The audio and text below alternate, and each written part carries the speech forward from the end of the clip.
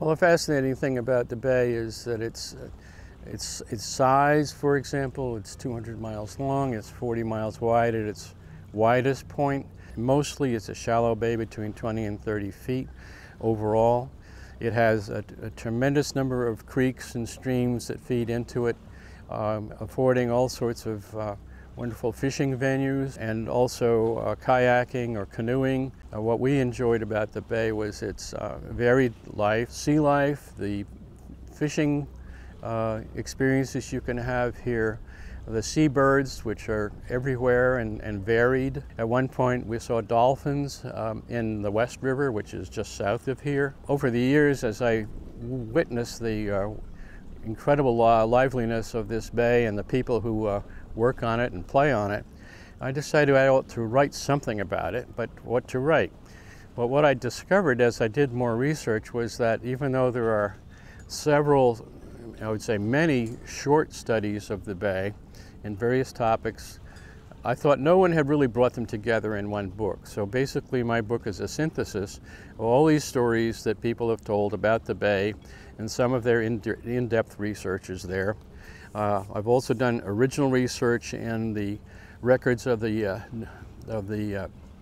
Maryland Department of Natural Resources, especially in the fisheries area, to get an idea of the catch in various years and how the life of the sea creatures, that is the crabs, the oysters, the fisheries, how they've been doing over the years. And you know, the conclusions are really kind of dismal, because despite the fact you can go out there and catch fish today and you can get crabs and oysters, over time the catches have diminished.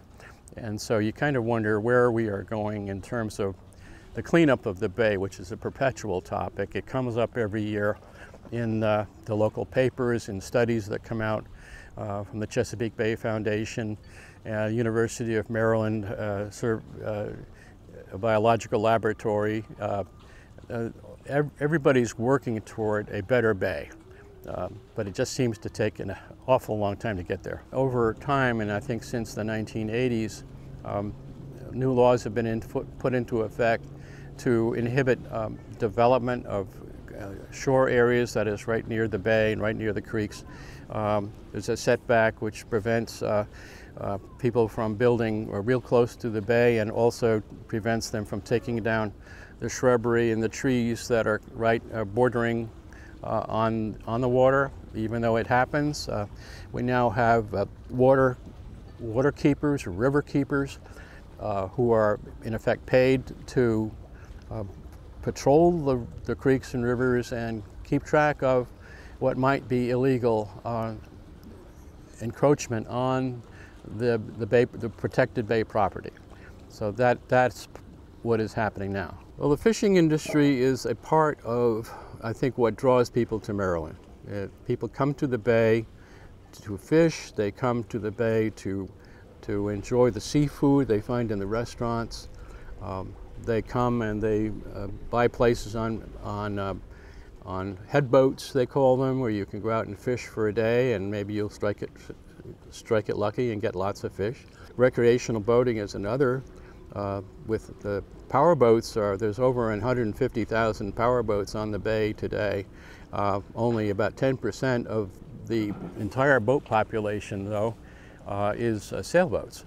I don't consider this book to be a complete story. There's plenty of room for further work here, but it does give an image of the bay at a particular time in all aspects, whether it's the fisheries, whether it's trade, or the decline of working sail. You know, at one time, most of the produce coming from the farms of the bay went to Baltimore and other cities by sailboat, by skipjacks, by bug-eyes, all the types of craft that once sailed the bay.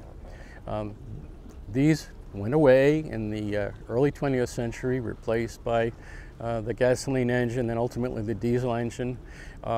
What men did with their hands was replaced by machines. The Industrial Revolution went to sea. That's what I like to say. The Industrial Revolution went to sea, and it made the bay more productive. At the same time, it began to diminish the resource. I would like people to come away with a new appreciation for the depth and beauty of the Chesapeake, its heritage, its traditions, and get a good taste of what it is like to live on the Chesapeake, to see how other people work and live and enjoy the place called Chesapeake Bay.